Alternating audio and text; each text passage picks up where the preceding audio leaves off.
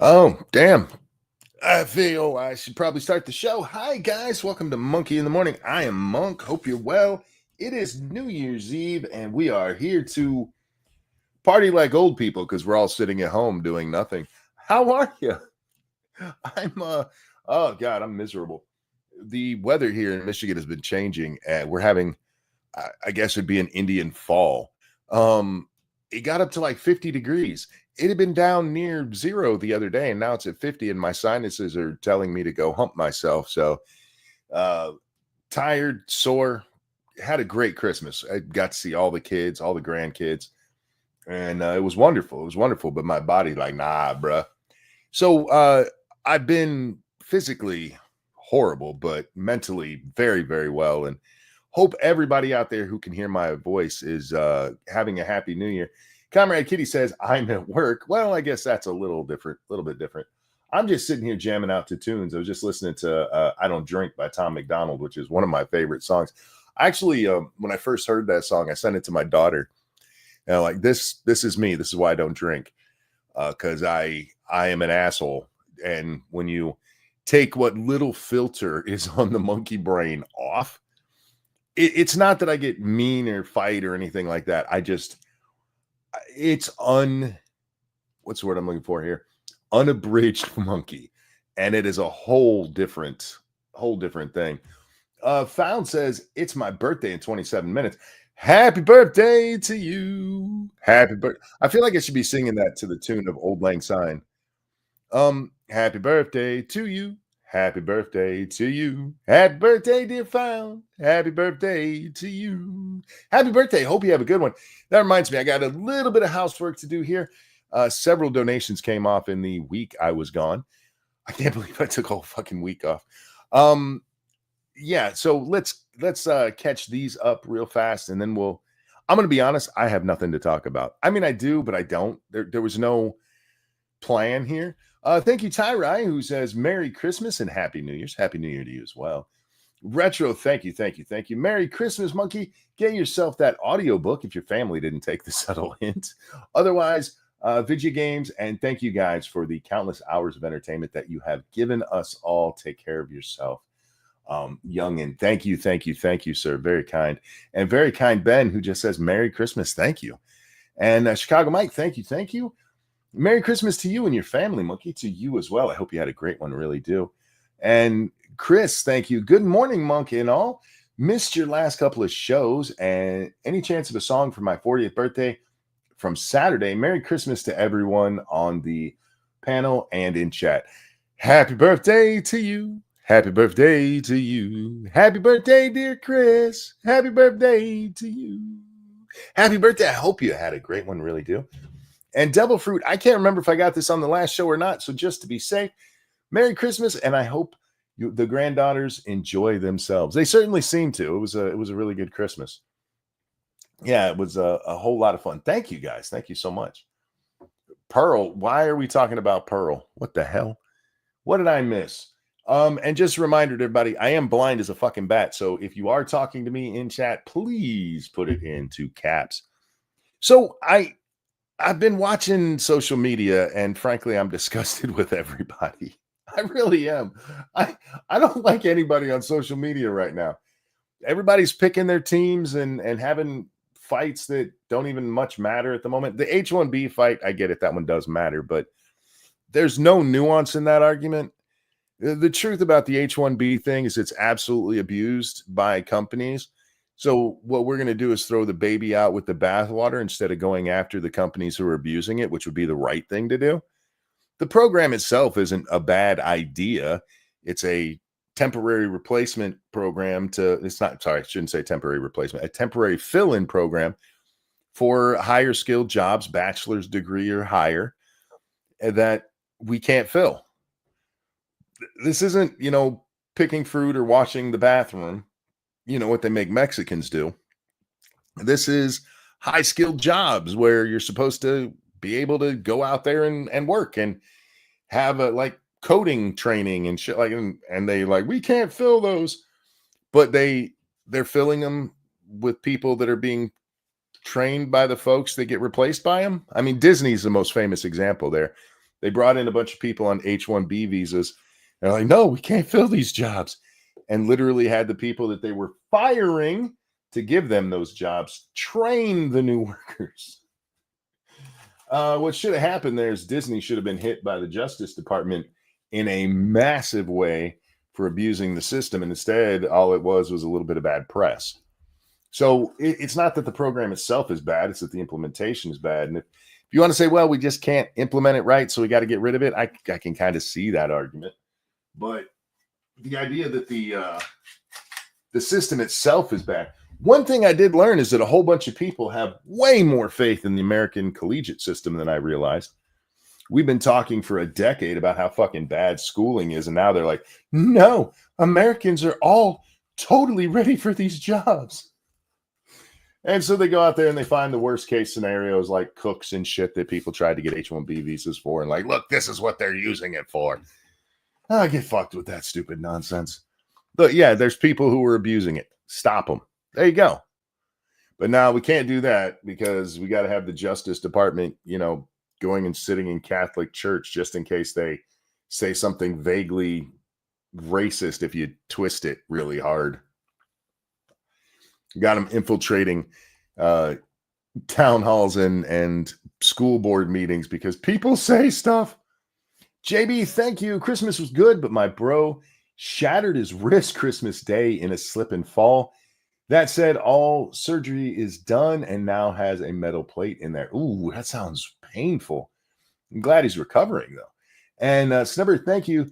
Did you witness Medicare's stream? We start the new year, an extremely girls' man and a guy who wants the state to literally wipe his butt for him. No, I missed that. I did not catch Medicare's stream. I haven't really been online very much. The majority of my online stuff has been watching Satsu game, and he hasn't been gaming, so I really haven't been here. He did a game stream yesterday, I think, and yeah, it was yesterday. Watched a little bit of that, and then yesterday was real bad for the sinus thing. How many of you get sinus infections? That really, really tired day you get, because there's at least one of them where you have no energy. That was yesterday, so I watched a little bit of his stream, and then I've been on Twitter off and on, but I mostly just read and shake my head and turn it off. I haven't even been replying over there because goddamn. And now Elon has a new thing where if enough people who have blue check marks who are verified accounts block you, then you get deboosted, which seems like the easiest thing in the world to manipulate. And it just seems like a cool kids click, which is really fucking stupid. It's like, no, we have to do that to have good conversation. I don't fucking know. The reasoning doesn't make any sense. And that everybody's mad because he deplatformed. That's the word they're using. He deplatformed people by taking away their monetization. It started with Laura Loomer because Laura Loomer doxed somebody. I don't even know the guy's name, but Trump put somebody up for something. I don't know who he is. I didn't look into it. I wasn't feeling well, didn't care. But he puts this guy up, and Laura Loomer's like, he donated to Kamala Harris. And then she put up a screenshot with the guy's name and his donation and did not block out his address or anything like that. And I can't believe they took away her monetization. She's still allowed to post. But he didn't censor her. She got demonetized for fucking doxing someone. And everybody's like, oh my God, I can't believe you're doing this to that big-nosed dude. Because I'm telling you, Laura Loomer has a penis. I'm just saying. And this is one of those times where I see people going, oh my God, this is how it starts. This is how it's always started. First, they take away monetization.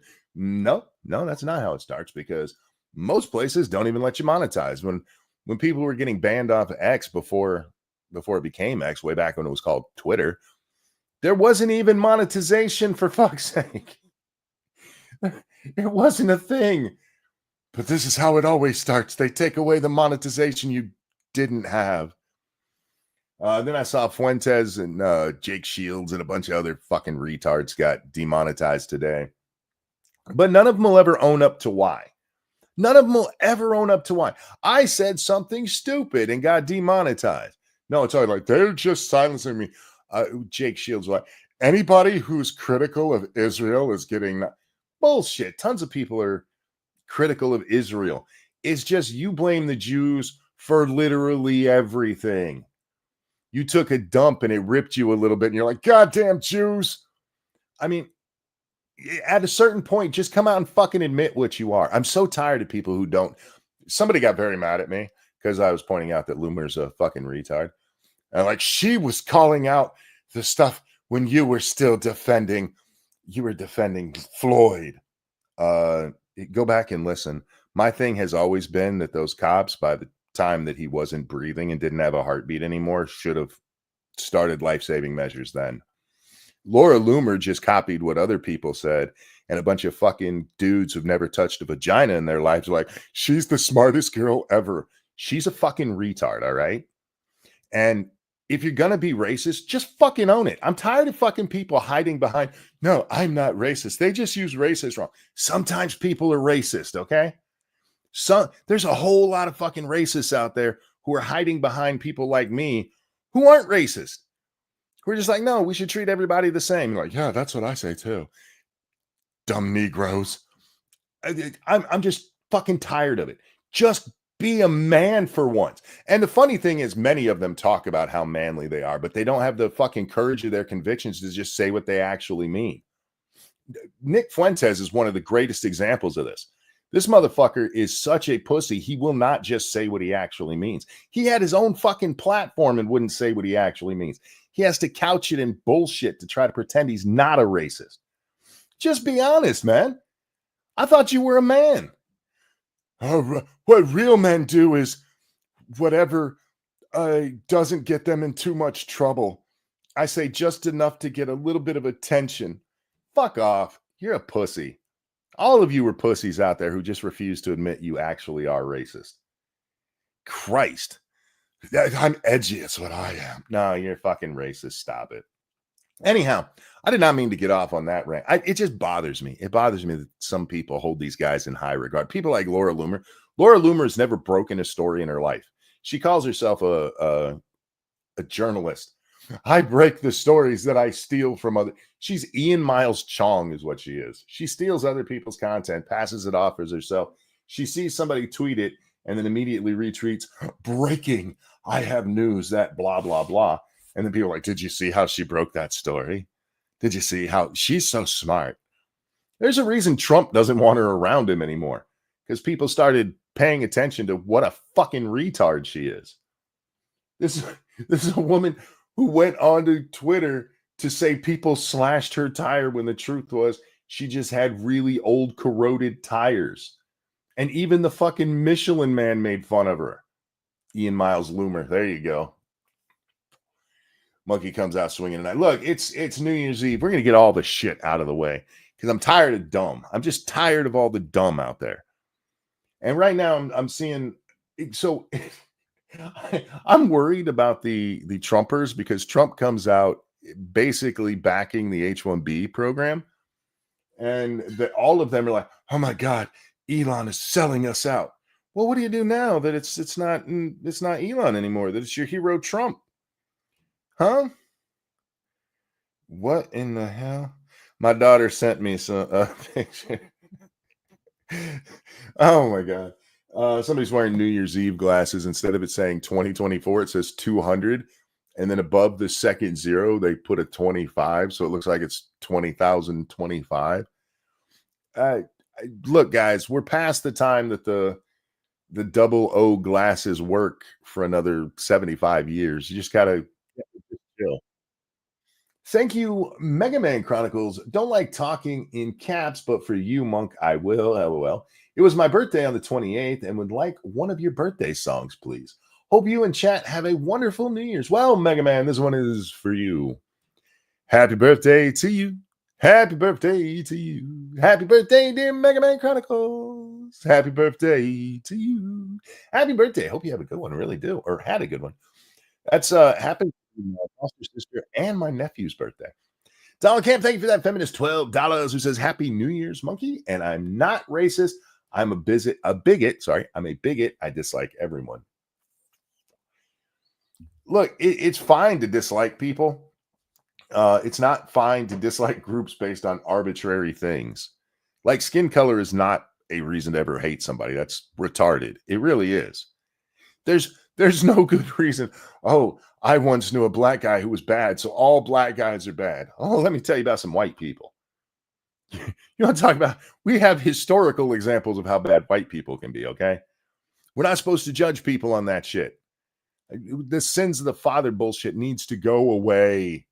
Whether it's a white father, a black father, an Asian father, the sins of the father shit needs to go away. How about we pay attention to Merry Christmas, old man. I'm not, or sorry, Merry Christmas, old man. Try not to hurt yourself while reading this. Keldrick, thank you for that feminist $12, and I screwed it up, so I'm gonna say I didn't do it very well. I just don't understand why we can't, judge people individually or by the groups they choose to associate with, right?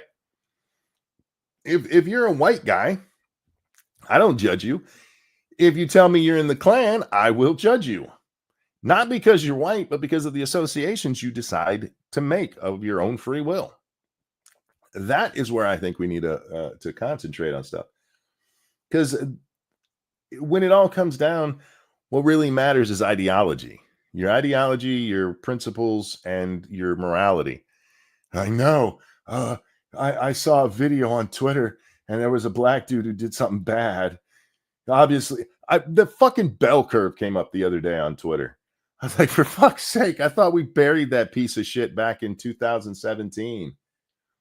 But no, we got to have the same old stupid fights over and over and over again.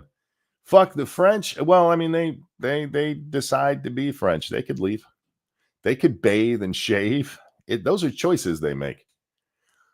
Racism is the oldest form of brain. That says root. I'm thinking it was supposed to be rot. Yeah, I mean, I don't know about the oldest form, but it's definitely a form. But trying to recognize ideology takes too much effort and people are lazy. The thing is, it often doesn't, Kyle. It often doesn't. They're proud of their associations. You know what I mean? It's not like they're hiding this isn't, the Communist Party USA back in the 60s. This is people proudly wear shirts with the stupid shit that they're associated with. Anyway, I don't want to talk about that. Let's talk about the year in review. I didn't pull anything up for this, so I really don't have a story or anything. I went looking for one, and I couldn't find one that really captured everything I wanted to talk about. But I also don't want you guys to just have to look at me. So I was this is much blurrier than it looked to me originally. Let's bring this up on bring it up on the screen. I went to CBS's feed because they're doing the ball drop, and it just happened to be on this Asian woman. And I thought, well, if Jack's on the show, he'll like this. So we're gonna put this nice Asian couple. I don't know if they're a couple. They might be brother and sister or just friends. He's trying to get with her, but she's with doesn't know, because that's how all sitcoms happen. But what we do know is that they're there in Times Square. And the first thing I really want to talk about is, why do people do this? Thank you, Cryptic. LOL, I just sent Jack this donation. As a legal immigrant, I am pissed at the H-1B visas. I came here and became an engineer legally, but Elon and Trump can undermine my job with this visa. Makes me pissed. No, well, that's not how it's supposed to work. And remember, the H-1B visa is a temporary visa. It's not supposed to be forever. We have working visas in this country, and we really do need them. Not all of them, and certainly not in the way that they're being used. But it's not the visa that's the problem. It's the way it's being used. And I will stand by that. Anyway, I don't understand why people go to like Times Square on New Year's Eve, and I don't understand how it works exactly. You ever been at a party at the end of the party? You ever been there when everything finally settles down? It's not a fun experience. You might have a lot of fun until then, like these people yelling in the street, having to bundle up to be by other people who stink. Nice smell of urine in the background emanating from the streets. You get the ball drop, everybody yells for a little while, and then they have to go home. And I always wonder about the people walking home afterwards, like, well, that was fun. It it doesn't seem like it would be a good time to me. I can think of so many better things than going and standing in a crowd of thousands of people. It's not even like it's a concert or anything. It's just a whole bunch of people yelling in the middle of the street as they wait for a ball to drop. They're even bust, you got to walk back to it just seems sad to me. I want to see a movie that starts right after the ball drops.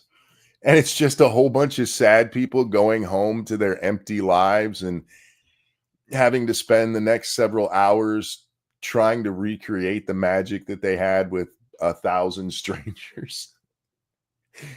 Anyhow.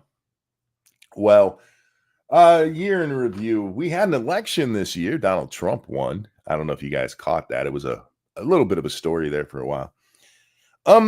But I want to go back to January. Let's go back to January when the race looked like it was going to be Donald Trump versus Joseph Biden.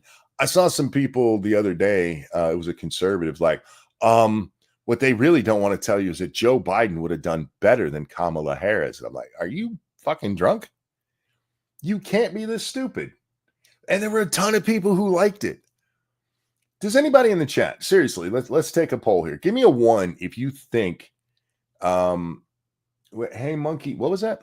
Hey monkey, didn't see the notification. Oh, sorry about that, sir. Give me a 1 if you think Kamala Harris if you think Joe Biden would have done better than Kamala Harris. Give me a 1 if you think that's true. Give me a 2 if you think no, because I saw Joe Biden. Joe Biden, after the June debate, there was no saving him. They tried to. They desperately tried to. They came out, oh, he just had a bad night. Did you see how much Trump lied? Kamala was a bad candidate. There's no getting around that. But to try to argue that Joe Biden would have done better, and remember, I'm somebody who told you guys back in 2019 that Joe Biden was going to be the candidate, that he was the strongest candidate. Told you in 2020 he was going to win the election. It's not like I'm a Joe Biden or a Joe Biden hater. I do hate him, but it's not like I'm just trying to bash on him because I would lie to you guys about what I think. He is a completely different person than he was even in 2020, and they can't hide him the way that they did in 2020 because there's no COVID. They can't be like, we had to put a lid on it. He's only got 4 people at his rally because of COVID. They couldn't hide it. Monkey sees the future. No, Monkey pays attention. And Joe Biden had the name recognition. That's what it boiled down to. Could he have been beat? Sure, but not by any of the candidates that ran. They needed somebody with name recognition so that they could take on Trump because Trump's name has been recognizable for the last 40 fucking years. So they had to get somebody up there that people would be like, yeah, I like Joe. But Joe Biden, even back in January, there was no reason that they should have thought that this guy was going to be their candidate. They should have told him to sit down. But they couldn't do that because they were desperate to win again, and they were desperate to prove that the election wasn't stolen. That's the reality here. You guys know that, right? That the reason that they were so upset about having to push Joe aside was because they wanted to prove that 2020 wasn't stolen. Look, he beat him again. And all the polls showed us that Trump was going to get like 70% of the vote at that point. After that goddamn debate where everybody got to see what we've been telling you guys for 5 years now, everybody finally got to see it, and there was no getting around it. That's why we beat Medicare. Did he just say he beat Medicare? Yeah, he did. Ah, fuck. I mean, we all got to see it in Technicolor. Remember when Technicolor was a thing? How many of you guys are as old as me and everything said in Technicolor? Anyway, um, we all got to see, and there was no getting around it. And they knew if they ran Biden at that point, he was going to lose bigly. It was going to be huge. Thank you, Cryptic. I hear Big Dro is Biden's official donor. Sorry, diaper changer. Why are you being mean to Big Dro? What did Big Dro do?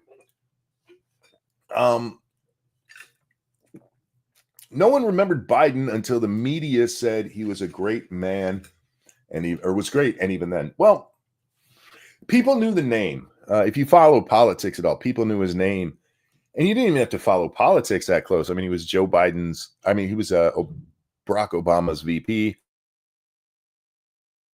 So even if you didn't know why you knew his name, you'd probably heard it before. And unlike Kamala, her name was out there and she's been Joe's VP, but she had a much shorter political career, national political career than he did. I mean, he was before he gets to Barack, he's been in the national spotlight because they kept highlighting this idiot for 40 fucking years. I mean, he was my age. We remember him from the Clarence Thomas hearings. Many of us grew up knowing who this guy was or seeing him in some kind of political capacity. So he had name recognition. That's why they went with him. And because they were able to hide him well enough that it didn't really matter. Dangerous, thank you so much. Here in Aussie land, we've been living in a new year for nearly 15 hours. Would you guys catch up already? Reminder, guys, you can gift subs on Rumble. Just saying. Thank you so much, Dangerous. Cryptic, thank you. Fine, fine. Mickey, something, Hobbit, and Canadian. Cryptic, I was just asking. I didn't say you couldn't do it. And Adabisi, thank you so much. I need 9 hours of stream. I'm waiting for the Atlanta airport for my trip to the Philippines and a bunch of tail. Oh, make sure it's legal. Hopefully they haven't figured out Adam's apple surgery. Yeah, be careful. Make sure you check it, do the Croc Dundee. Make sure you're getting the right thing. Kamala is such a dingbat. She had to have been a DEI hire her entire career. No, she wasn't a DEI hire her entire career. Most of her career was, let's call it sex work, because that's what it was. That's exactly what it was. It was just sex work. And the DEI hire part didn't come until Joseph R. Biden was forced to pick the chick who called him a racist. Which, by the way, is one of my favorite things ever. Because Biden's whole thing, his whole career, he's tried to live off his civil rights. I've been a civil rights fighter. I've been fighting for the civil rights. Even when I was a baby, I came out of the womb and I was like, why is the doctor white? I mean, that was his whole thing. And she comes up there and calls him a racist. I was the little girl at the bus stop. And there was no way. Biden is a petty motherfucker. He's always been a petty piece of shit. Uh-oh, guys, here on the West Coast. Sorry, West Coast. Whoops. Guys, here on the East Coast. Until the ball drops. I'm not going to play it on the screen because, well, hey, let's see. Let's jump this ahead. Come on, guys. We got to be watching the ball, right? Oh, here we go. Oh, the ball dropped. Yay. Happy New Year. There you go. Happy New Year all around. Hope everybody. That was anticlimactic, wasn't it? Cryptic, thanks so much. Can we all wish Mickey's return to Kanukistan? Where is she? Isn't she there? Thank you for the donation. I know she was getting married, right? Did she move and go somewhere else?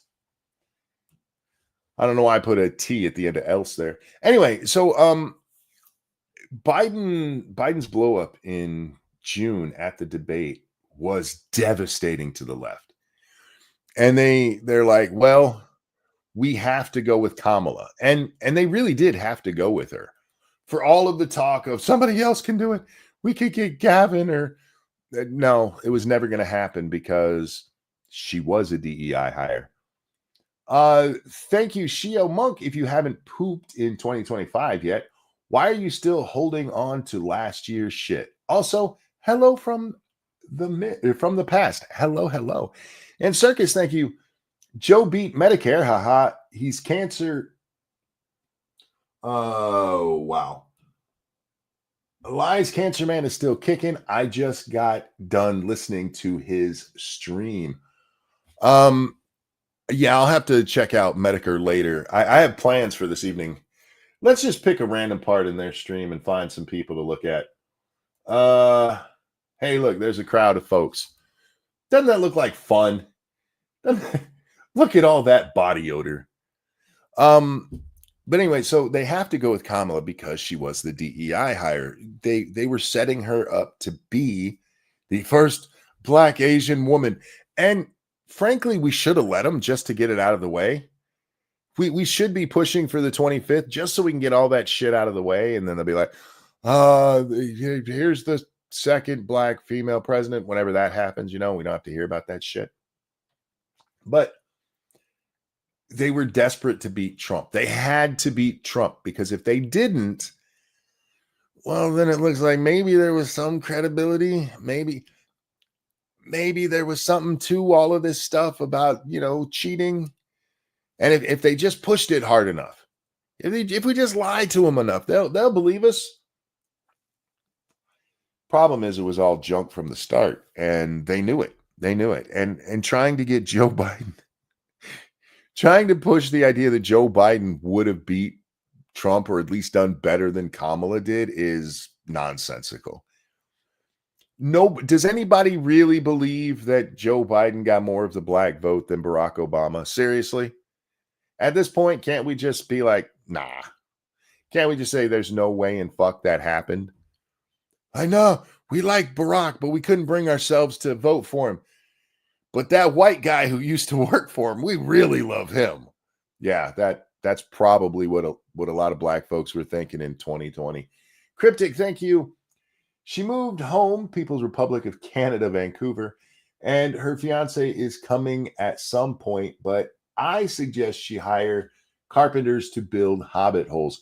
Do you need carpenters for hobbit holes or do you need landscapers? Because I feel like she'd need landscapers, my friend. That just seems like a bet. Get some Mexicans in there. They will do a great job. Or white people. I don't know. I've learned from movies that Mexicans do all yard work. That's what I've learned. Moles. Can you really hire a mole though? 20 days until Biden is out. Yeah. And that one chick on TikTok, Bering did a video about her. I'd seen her before over on Twitter, but this chick, you guys realize Donald Trump is not going to be sworn in, right? You know that, right? She's this fat little ugly chick. I really want to see either she is a great troll committed to a bit or she is going to need a wellness check on January 20th. So yeah, coming up on January 3rd, we get the new Congress sworn in. On January 6th, we get the election results confirmed, which Kamala Harris is going to have to stand up there in front of a joint session of Congress and go, yep, Trump's the president. I wonder how drunk she's going to be that day. Do you guys think she'll be really drunk that day? Not her normal level of drunk, but like, do you think she's going to be too drunk to actually read the prepared statement written for her? I think that'll be great. I hope she sloshes. She's like, oh, I should have won this. Fuck all you people. That would be my greatest moment of 2025, no matter what else happens. I'm not looking for her to deny the election or anything. I just want to see her really sad about losing, like drunk sad about losing. Like her lean over to Schumer and start blaming you, motherfucker. You should have supported me more. I blame all you bitches. I would love to see that. It is sad to me that she's going away though, because several people did great impressions of her. One moment.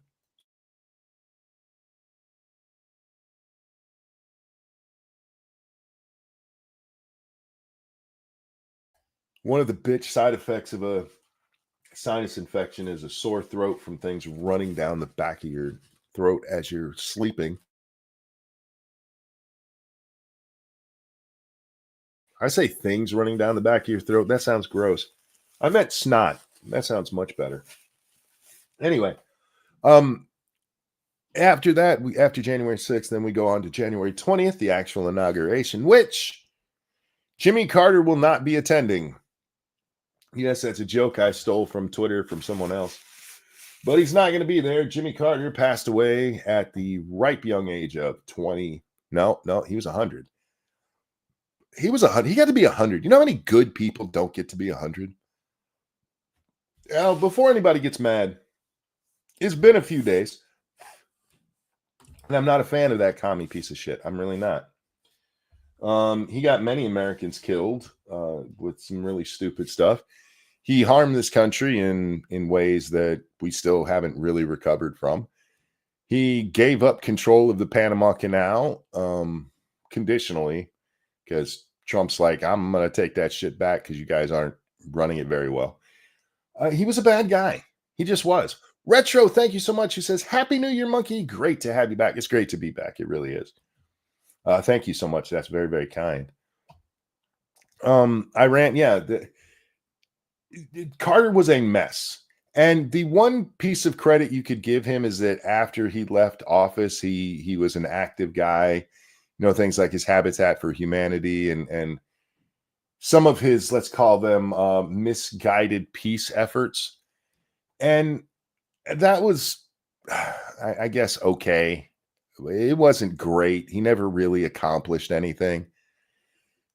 He's remembered because he was a liberal piece of shit. Thank you, Cryptic. Jimmy Carter undermined GW after leaving office. Yeah, he was not a good guy.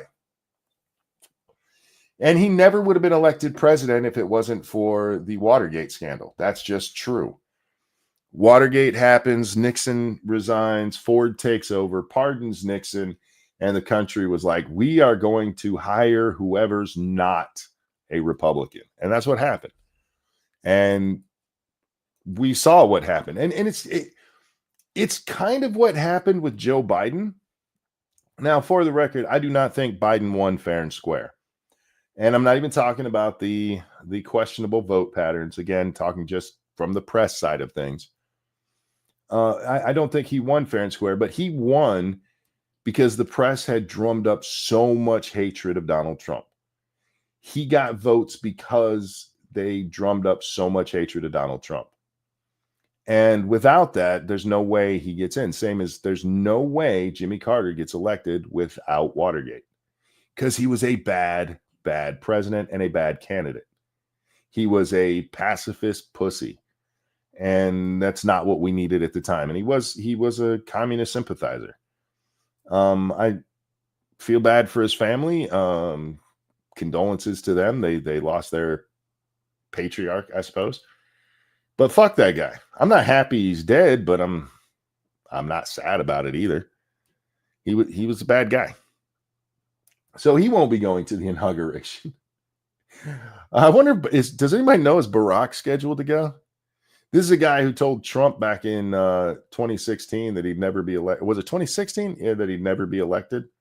And now he's been elected twice. He's done something only one person in history has done before him. That's get elected to non-consecutive terms as president. Yeah, so I hope B-Rock's there. I hope B-Rock's there and that he's smug. I want him to be smug sitting there. I want him to be looking out at all those black folks in the crowd going, you just don't like women. I hope he gives a speech to that effect. Can you believe he did that? He went and talked to those black guys like, I think it's got to be racism. It can't be that she locked up your brothers and your fathers and your cousins and your uncles. No. It's not that she put over 1,500 people in jail for pot and then joked about how, not just joked, lied about doing pot to try. That's the part about that Charlemagne thing that gets overlooked because, everybody talks about her listening to Tupac and Snoop, right? So what did you listen to in college? Tupac and Snoop. She lied about doing pot. She lied about this after throwing people in jail for this. And she never came out about in favor of decriminalizing pot when she was AG. And then she has the balls to get up there and brag about how she did it in college, which would have been illegal. Hope Bernie Sanders is there. Thank you, Corey. That would be great. I hope he's there sitting like he did in that one where that was Trump's inauguration, right? Where he looked all pissy. He's all bundled up and shit. But Kamala was a horrible candidate, and one of the groups she desperately needed was Black people. She had to hold on to that voting block. And if you paid attention to Black Twitter back in 2019, there was no way she was going to. That is what tanked her back in 2019, was Black voters. They weren't getting behind her.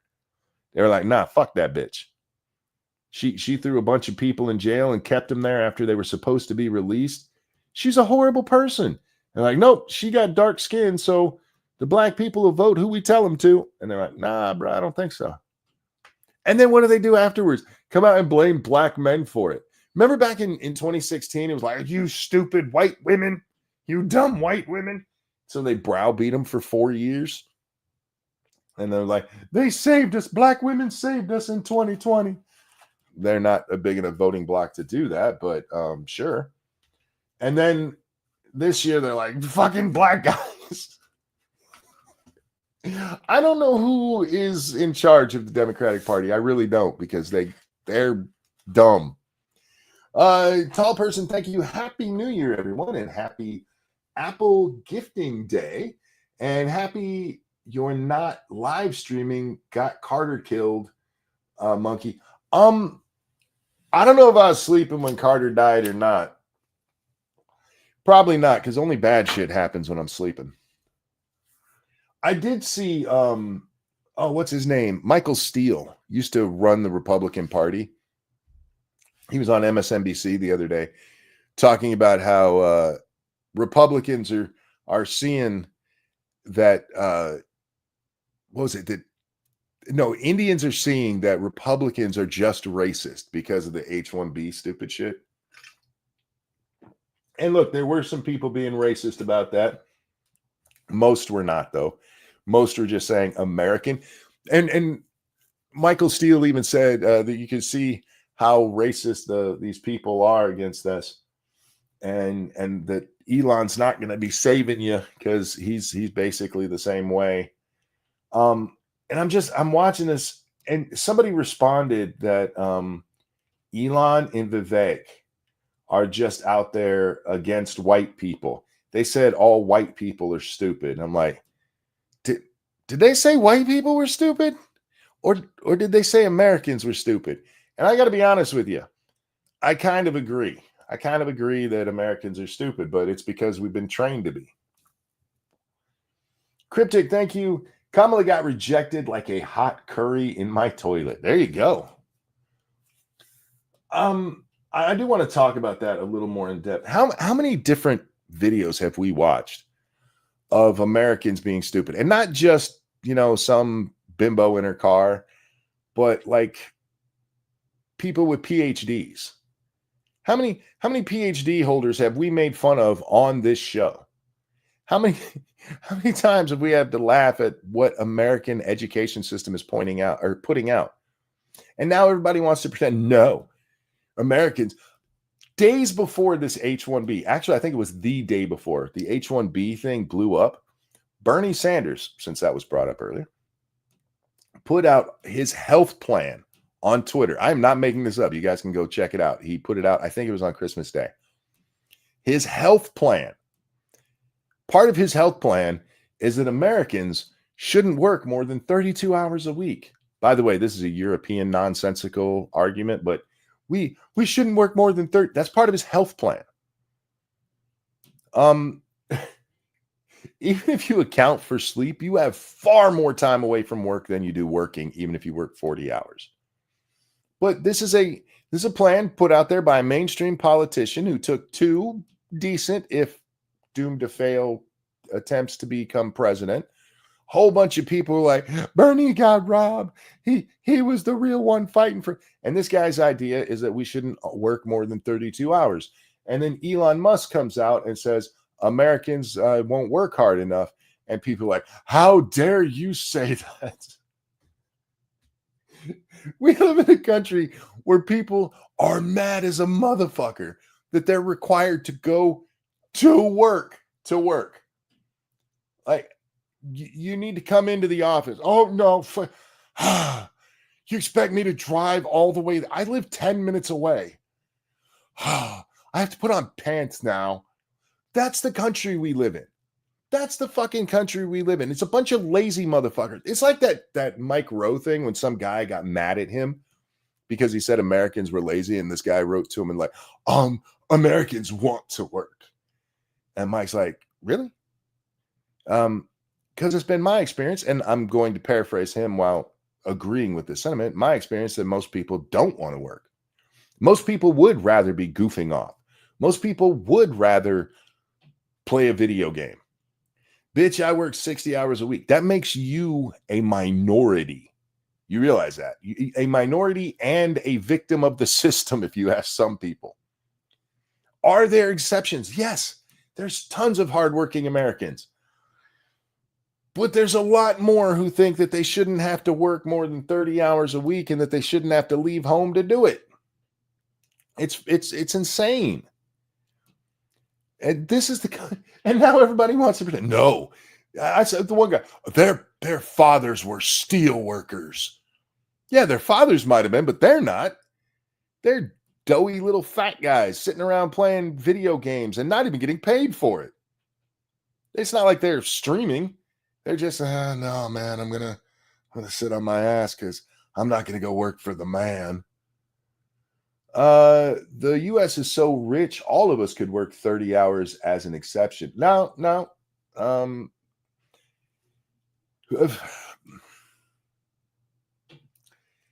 You need to work however much the work needs to be done. Does that mean sometimes you're sitting at work doing nothing? Sure. But I've had very few jobs where I did get paid one time to sit there for literally 8 hours. I was working my last job and something went wrong with their computer system. So my job was literally impossible to do. And they paid me to sit there for 8 hours. I talked with my coworkers. That's all we did all day. This is Kyle. Thank you. Most Americans are lazy. Signed, a lazy American. Yeah. I don't know why we're pretending we're not. And look, a whole generation was maligned as lazy. And now people are like, nah, those millennials are hard workers. Dangerous, thank you. Yep, Obama was reading a mean tweet segment on Kimmel. Well, at Real Donald Trump, at least I will have gone down as a president. That aged like milk. Yeah, it did. It was bad. It was so bad. I don't understand why we're pretending that Americans aren't lazy. Now, that's not the reason we should have the H-1B visa. We should have the H-1B visa to facilitate if you can't get people in that spot. But what we should be doing along with that is an ad campaign, a social campaign to make people less fucking lazy. Andrew Yang got a following by telling people, I'm going to give you $1,000 no matter what you do. Give you that universal basic income. I mean, that got a ton of people going, I love me some Andrew Yang.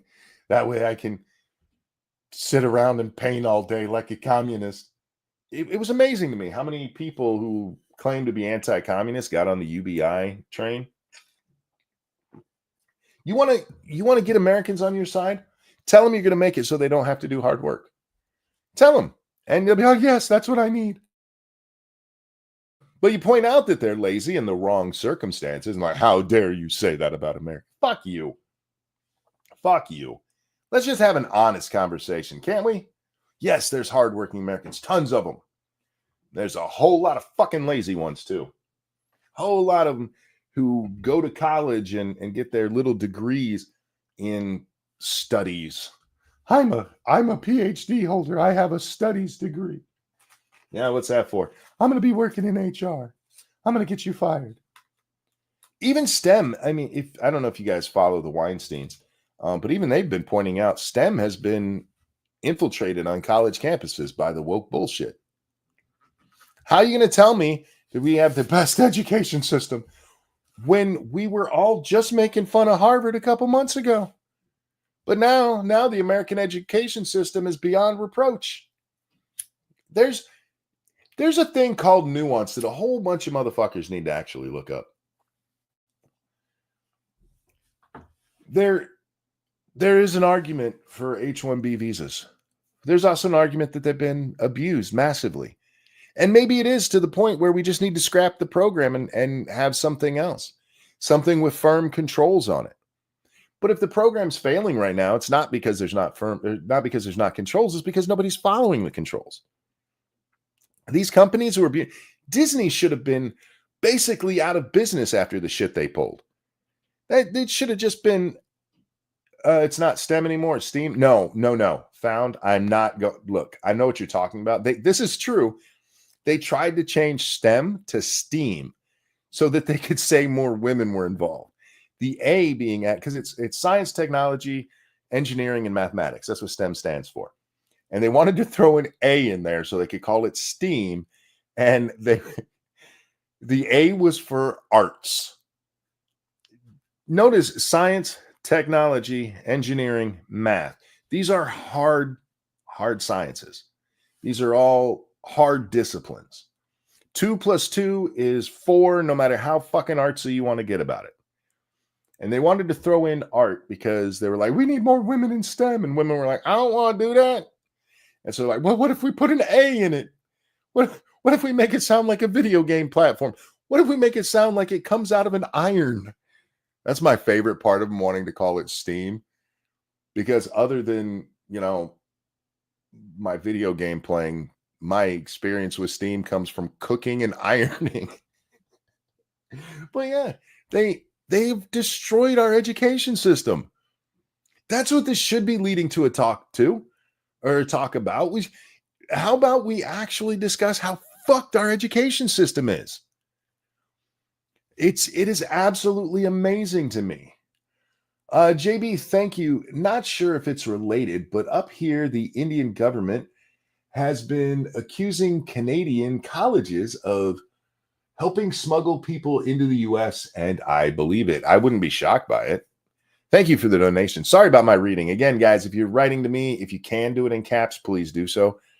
It is really hard for me to see the lettering on the screen. But yeah, I wouldn't be surprised if they're trafficking people into the US. Who isn't trafficking people into the US these days? Everybody's doing it. It's a lucrative business. Yes, let's have that discussion. The schools are fucked. They are. That's what this should be about. And not just the schools. We have a culture problem here of laziness. I've mentioned this before. When I was a kid, every so often you would see a story about some guy who was working 3 jobs to make ends meet for his family. And it was done as a thing like, look at how hard this guy's working. This was held up as an achievement. No matter what this guy has to do, he is working his ass off to give his family what they need. And now they're like, can you believe in America, some people have to have 2 jobs? Can you believe that shit? It's wrong to have 2 jobs. If you have 1 job and it's only 16 hours a week, that should be paying all your bills. You shouldn't have to have 2 jobs. It's insane how fucking lazy we've become. Assassin of the Grey, thank you so much. Happy New Year. Disband unconstitutional teachers unions and Department of Education. Remove all Marxist teachers and teach Americans properly again. I am all for getting rid of teachers unions in the Department of Education. Teachers unions work for the government. They're government. And you should not be able to buy off government workers with new contracts to get yourself elected. It's a fucking kickback. We're like, no, they're teachers. They're, other than, lying to children, calling them racist, molesting them, they're good people. It's And what's funny to me about this, though, is that it is all coming from the right. The left has been largely silent on this. I mean, there's some people talking, but it's mostly a right versus right thing. And the number of them who have thrown away everything they've been saying in the last literally decade about how much the schools suck and suddenly no, there's nothing but qualified people all around is amazing to me. It is just like pick a lane. Pick one. Can't you just admit that yeah, a lot of workers suck? Millennials, I mean, anybody here think millennials aren't lazy? Not all. Of course, there's exceptions, but exceptions prove the rule. Anybody think that millennials are the hardworking generation? Anyone? How many stories did we hear about people who were hiring millennials who just refused to fucking do anything? These are people who came up with a term for doing their job. I'm silent quitting. Is that what it was called? Or quiet quitting, where they weren't actually quitting. They were just, I'm going to do my job and nothing else. Oh,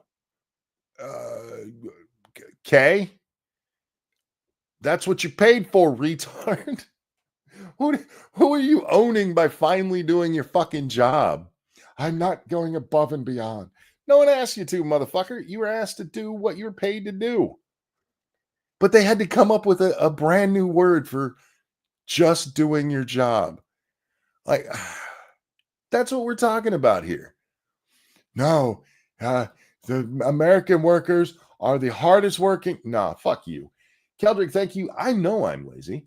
I also know that if I don't work, I don't get money. I'm not entitled to get money just for existing. The privilege isn't just, the problem isn't just laziness. It's laziness and entitlement. The commies think they're entitled to money just for existing. True.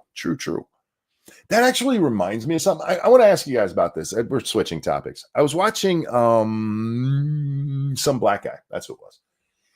And he was covering this guy. I don't know who he is. I don't really care. You'll understand in a minute.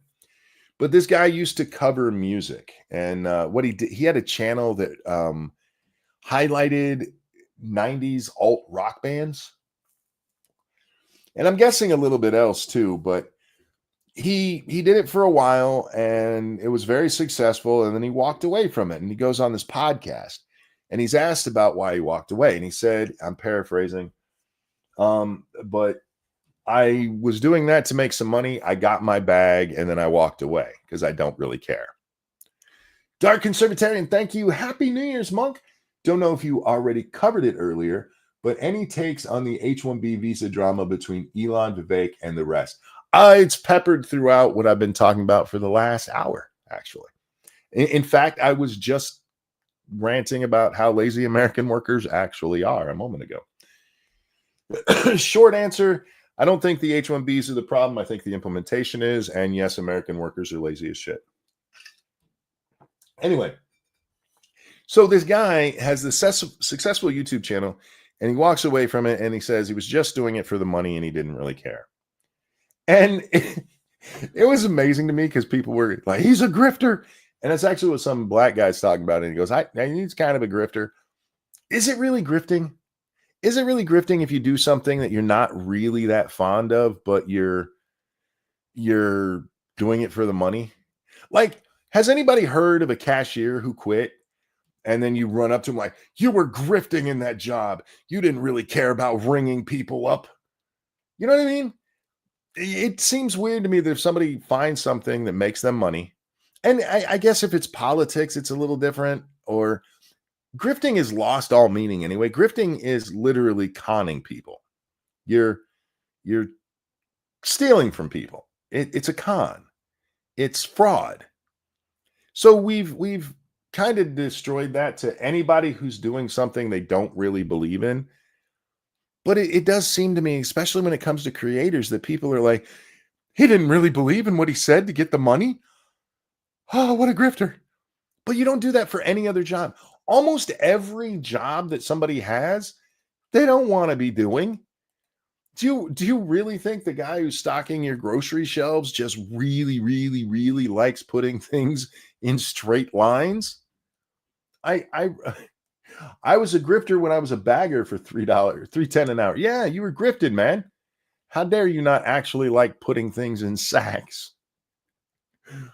Furcane, how are you? Thank you so much. I think it is just in human nature to be lazy. It is. It's in animal nature to be lazy. But anyway, sorry. I mean, yeah, my generation is lazy. I can admit that. But I feel like it's because we were enabled to be such, which is a damn shame because if you work a job, you should have, or sorry, you should be held accountable. 100%. Yes. My generation was the start of the lazy generations. The Xers, we couldn't be bothered with anything. I'll go to work. I don't want to. It's boring as shit, and we bitch the whole time. There were anybody remember it wasn't that long ago, people were desperate for jobs. JB, thank you. Surgeons or grifters? Yes, you see, surgeons grift by not actually liking cutting people up. It's just what they were doing to get money. That's what it's become, you know.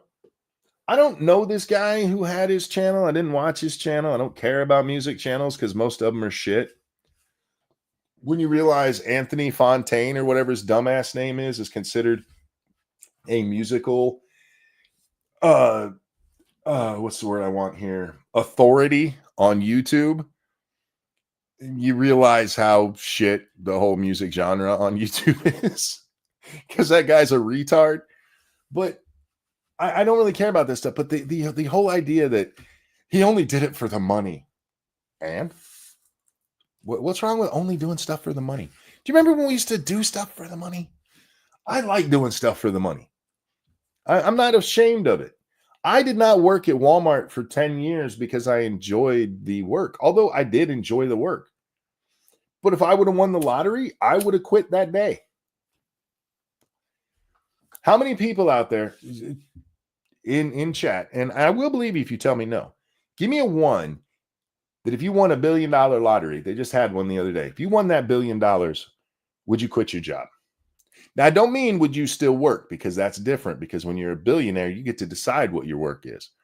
Would you quit your current job if you won a massive lottery? I would. I would quit this. Not entirely, because I need to hear myself talk. No, I probably wouldn't quit this, but it would be more sporadic. No. Look, I do know some people. There was a guy I worked with when I worked at the machine shop who loved his job. He absolutely loved that boring fucking job. Why? I don't know. But even him, if he won the lottery, would have quit. How do I know? We've had that conversation. But yeah, even he loved his job, and I wouldn't do this anymore. It was a dangerous job. I mean, it's the start of all of my physical problems. Thank you, Dark Conservatarian. Also, opinion on Lord of the Rings. Fuck, I know what WOTR is. What is it? War of the Rohirrim or something like that.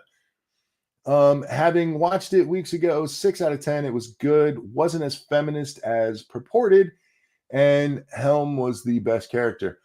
My problem with it is that I haven't watched it, okay? But it's one of those things where they're like, we just have to have a female character. Tolkien thought so little of the character, he didn't even name her. She's mentioned in passing. She's unimportant to the story. But these women who got involved were like, we have to make it about a woman. And I'm tired of that. I'm tired of we have to do it women. We have to do it ethnic. We have to do it something stupid. If it makes sense, fine. But that one didn't make any goddamn sense. And yeah, it's, you know, there was no reason for it. So if people enjoy it and it's a good enough show, cool. I've heard mixed reviews on it, but by mixed, I mean from to ugh. I haven't heard anybody like, yeah, it was really good. And that's what happens when you start off with forced diversity. Excuse me. Do you guys think it's grifting? Like if somebody, because I've used the word too. I use it for the Krasensteins because I do believe they're grifters. I believe they con people so that they can steal their money. I don't think most of these people, I don't think grifter is the right word. It's the word we use now. Um, but I don't know. I don't know if it's the right word. I know it's not the right word, but I don't know what the right word would be. Disingenuous, money grubbing, sure. But again, would you say that to a cashier at Walmart? You're just a money grubber. You don't really love this work. You're not doing this because you care about it. And it seems to me mostly it's politics and arts where people really gets upset by this, right? Like, you didn't care enough about my candidate. You're just a grifter. No, your candidate's shit. That's all. Or in the art scene, right? The art scene's the worst for this shit. God forbid you don't have the right opinion in art. Anyway, Anita Sarkeesian is a grifter. She is, and I would count her among that because the only reason she finally made the okay, Anita Sarkeesian sets up Feminist Frequency and she raises tens of thousands of dollars. I forget the exact amount, a ton, so that she can create her video series on tropes in video games, right? And she didn't produce them. And she finally only produces them after she gets enough pushback where people are like, what do you spend that money on? And then she immediately turns around and has another major fundraiser and did the same thing again. She did it just to rob people of their money. She didn't do it with like, look, no matter what you think of my opinion, when you guys donate to me, it's appreciated, but I never promise you anything for it.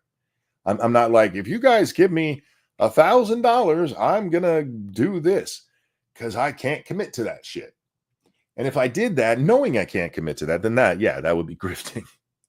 So I think there is a difference between a grifter and somebody who's just, as the people in that video used the terminology, looking to get a bag, get that money bag, right? So I think there is a slight difference there. Like, as much as I hate Laura Loomer, I don't think Laura Loomer's a grifter. I think she's an idiot who's tapped into other idiots, and a fool and their money are soon parted by a dude with a big nose and bad tires. So that's going to get me in trouble. For the record, I point out Laura Loomer has a big nose, not because she's Jewish, but because, god damn, she's got a big nose. There's Italians with big noses too, but she has a large honker and a penis. So I just wanted to ask you guys about that. Is it really grifting? Is what that guy did grifting? Or did he just find a way to make money? It's something he didn't really care about, but he could do it and it made him some money. I don't really have a problem with that. I don't have a, I mean that in the political sphere too. People who, if you go back to like 2016, remember all the anti-SJWs? Many of those people literally just copied other things they'd watched. Tons of it was, there were so many channels that popped up, and a story would break or a big video would go viral, and we'd all, respond to it. And I never watched anybody before I did mine because I didn't want in any way to be colored by what they said. So if there was any overlap, it was entirely incidental. And if you go back and listen to any of them, it's not just Monkey put it in his own words. It is oftentimes I went down paths nobody else did. And that's not me patting myself on the back, but I didn't have their influence. And then many times afterwards, I'm like, I can't believe I didn't think of that. Because people think differently. For all the people who think the same, tons of people have different thoughts, but you could, in many cases, word for word, they just repeated what somebody else did. Is that grifting? No, because they weren't defrauding anybody out of money. If you donated to them, you were donating to what they were saying, and it is what they said. They weren't fundraising for something. It was like, give me money so I can buy a boat, and then they never bought a boat. That's where I consider it grifting. When you start raising money, not getting money, that's different. But when you start raising it for a specific thing that you don't intend to do or end up not doing, that's when it becomes grifting. Thank you, John Jones. Let Project 2025 commence. Most of it, sure. I'm okay with that. I don't want to say that because I haven't read it. I just want to piss off the liberals. But yeah, so it is important to me that people make the distinction of what a real grifter is, because they do exist. And when it's kind of like the overuse of racism and fascist and all of that. When you give it no meaning, when you do run into one, then what are you going to say? Right? When you do run into a real grifter, who's going to listen to you? Because these days, all that means is they had a different opinion than me. Isn't grift just another word for scam? Yes. It's literally a scam. That's what grifting is. But see, again, there's a difference in it, because when I would work at Walmart, right, there were many days that I smiled at my customers and wished them a good day and all that. And I didn't mean a goddamn word of it. I was in a bad fucking mood, and I was only there because I had bills to pay. Was I scamming them? No, I was doing my job. And I think we need to make a distinction between doing a job and grifting. Anyway, so many anti-SJWs are now SJWs, even if that's not what we call them now. Yeah, I mean, most of them were lefties to begin with. Even back then, like the abortion thing, pretty much across the board, all of them were for abortion. They liked Trump because Trump pushed back against the political correctness, which, if you actually are a free speech person, you can't go along with anything on the left. Pretty much going back to the mid 80s. And so, also got a birthday in chat. Whose birthday? Somebody let me know who it is. I couldn't see it. But what was I talking about? I got distracted by birthdays because I like birthdays more than I like politics. Oh, if you go back and you listen to what these guys say, it was only about the free speech or the ridiculous way that people responded. Son John turned 3. John, I hope this is the only part that your parents let you listen to. This one's for you. And a 1 and a 2. Happy birthday to you. Happy birthday to you. Happy birthday, dear John. Happy birthday to you.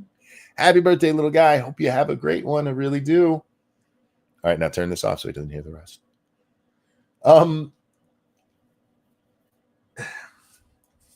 I appreciate what a lot of the anti-SJW, even the ones who've turned, to Jeff Holiday, I appreciate what they did at the time, because it needed done, and there weren't a lot of people in mainstream doing it, and so we needed a kick. And I do think it's great, but you could see cracks way back then, and I even agree with a lot of them with the alt-right stuff. Fuck the alt-right. They were racist scumbags. But this happens so often in our politics, is that you can't be one or the other, or you can't be anywhere in between. You have to either be fuck the alt-right, therefore I am the most left person, or fuck the left, I have to be the most right person. And there's a lot of in between. There's a whole lot of in between in there. He smiled at the funny monkey man. I'm glad. Matt has said the anti-free speech stance is what started turning him towards being more conservative. Yeah. And I really don't know. I'm very curious what's going to happen with X. And look, I'm not real happy. Let's give us a different picture to look at here. There we go. More random bodies. I understand what X has to do. The fine line they have to walk between the different legal systems around the world and keeping advertisers happy. And I don't think that these people losing their monetization on Twitter, something that didn't even exist 2 years ago, is them being silenced. Getting kicked off the platform was them being silenced. And we'll see what happens with that. I hope Elon is paying attention and doesn't go that route. But what he did with the if too many people that are verified block you, that was so stupid.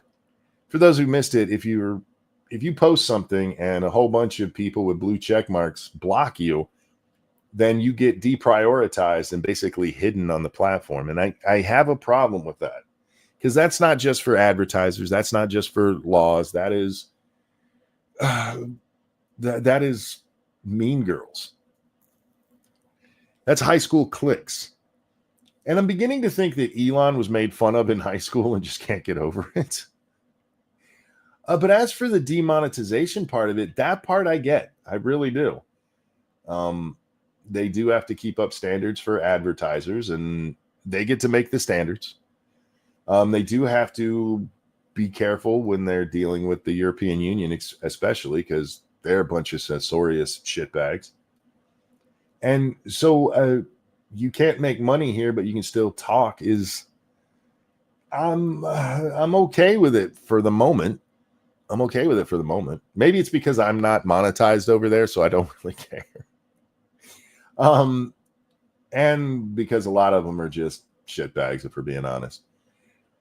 And the Laura Loomer one, I will not apologize for my opinion. You dox somebody, fuck you. You shouldn't be making money on the platform. Fuck you. You dox somebody. No, it's public information. You put it on Twitter. If somebody went and looked it up themselves, that's one thing. But you put it on there. You were doxing them. It's what you meant to do.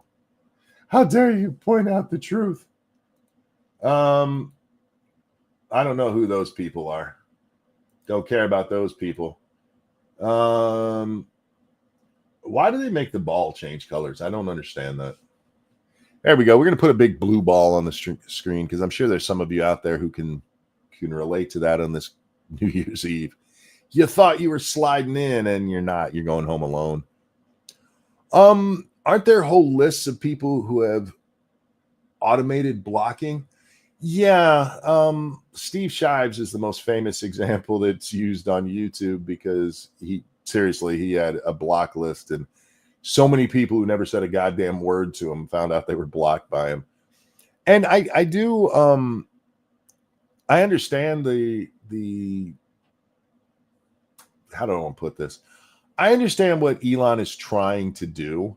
He says he wants people to, what was the wording that he used? Basically have a good experience in the amount of time people have a good experience. It's something seconds. I forget the exact wording, but it's going to be better for you if you're blocking. I don't fucking know. It is so ripe for abuse.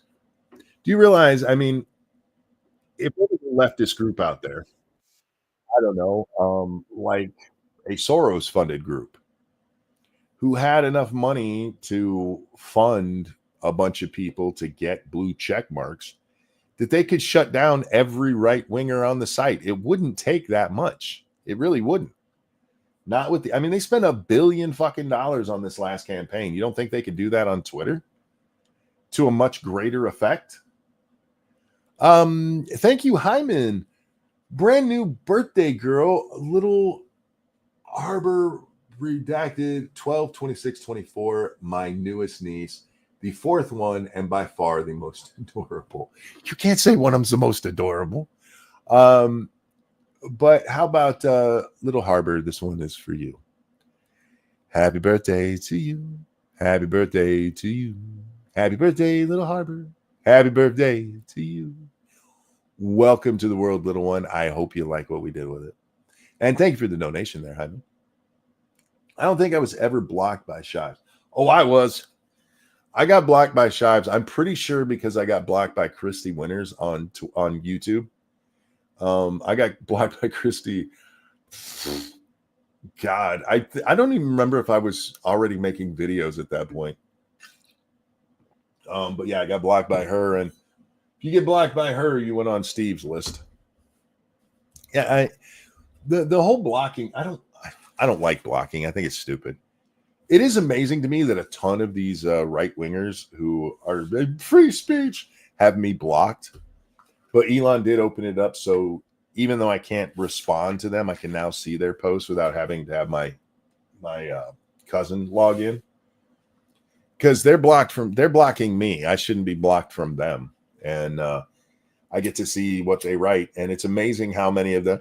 Yeah, I thought this was for free speech, and it says you've been blocked by this person. Laura Loomer, looking at you, you crazy ugly dude. It is. This is my problem with it. Is that it would be different if the right conservatives, whatever you want to call them, if they actually believed in their free speech bullshit. But it is amazing how many of them have blocked me for posts that weren't even mean. Like the cat turd one, I just pointed out he made a mistake. And he's like, no, I didn't. And I explained to him how he did. And yeah, he blocked me because he's a thin-skinned cunt. And now imagine those thin-skinned twats who are basically the cool clique over there on Twitter, which somehow Ian Miles Chong has wiggled his way into. How does that little motherfucker wiggle his way into every political movement that gets popular? He was on the feminist side, and then he gets into the Gamergate side, and then he's on the alt-right talking points when they were up for a while. This little motherfucker weasels his way in everywhere. But it wouldn't take much for them to silence any dissent. They now get to control the people on Twitter. They get to decide what's allowed to be talked about. And the same ones are like, how dare you ban free speech? Like, you motherfuckers are the ones who do this shit. Anyhow, lick that smash button. Hell yeah. Ian has been getting called out and roasted the last few days. Yeah, well, we saw today that Elon Musk is subscribed to Ian Miles Chong on Twitter. He actually pays Ian Miles Chong. He follows him, pays for a subscription to him on there. Cryptic, thank you. Ian is like Crab's AIDS. He infests everything. He does. And he's a horrible person. This is a man who's doxed people. He got somebody's dog killed. He's an asshole. He's swatted people. Fuck him. He's a bad person, and he gets to help decide what's allowed to be talked about on Twitter because of that stupid fucking rule that Elon just made. I am more for free speech. I would rather have people allowed to say say whatever the hell they want to. And again, the monetization part of it doesn't matter to me. It's great if you can be monetized, but I do understand that in order to get monetization going, you have to have advertisers to pay so that you can, and subs and stuff. But as long as we're still allowed to speak, that's fine. But this new program that they got going on, yeah, you're allowed to speak, but it gets to be hidden by people who are shitbags. So yeah.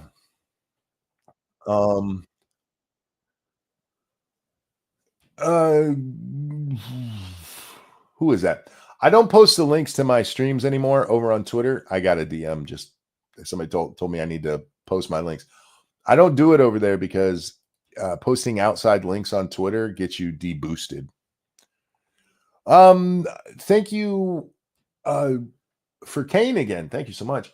Blocking people doesn't solve anything. The arguments still persist. Neither does silencing the ideology still live on. What does change is what does change it though. There we go. What does change it though is to hold a conversation and see if you can change the person's mind. A good point is robust enough to stand. The problem is a lot of these guys can't make their arguments. I'm not drunk, I promise. I just can't see where the fuck. Once again, guys, if you do send something to me, please do it in caps. I appreciate it. And if you don't do it in caps, no big deal. I will muddle through. Just understand that's how it's going to sound. What was I saying? Oh, yeah, with the conversation. The problem is, and this goes back to the left back in 2016. If you criticize them at all, like, I thought you believed in free speech. Well, I do, but I think that we should have this conversation, and what you're saying is stupid. And the truth of the matter is a lot of people do not like to be called stupid, even if you don't say it in that manner, even if all you're doing is saying, hey, I think you're wrong here, and here's why. They're like, you're calling me stupid. No, you just got this wrong. We all get stuff wrong. A lot of people never like to admit that they get stuff wrong. That's why we hold people who will admit that they were wrong in high regard, because it's such a rarity in America, because we are an arrogant group. But yeah, these people, I've heard the argument for blocking is that I don't need that in my life. Okay, that's fine, but you can mute people. You can mute people and then they could respond to what you said and the conversation can go on without your delicate feeling. I've muted many conversations, not just people, but conversations. I'll say something and two people will get into an argument. The last one went on for like 2 weeks before I finally like, no, block this or mute this conversation. I do not want to see anything else from it. If you're so triggered, I guess, if you're so upset by somebody disagreeing with you or that, you could just mute people. And there have been times I've muted people because I knew I wasn't strong enough not to respond to them anymore, and I was trying to move past. And then after a couple of days, I unmute them, and it's back to normal. The idea of blocking, you will never. It's the kindergarten la la la. I'm not listening to you la la la la. You know what I mean? That's what blocking is to me. I get it if somebody is being like, if somebody's being violent, you know, like I'm gonna come kill you. Yeah, you should probably block them. I've seen some comments that have been made to women. They're like, yeah, I understand you blocking them. But for the most part, when it comes to just normal conversation and like, I will not listen to another point of view, you're a fucking pussy. You don't even believe in your ideology or you would argue for it. That's my point.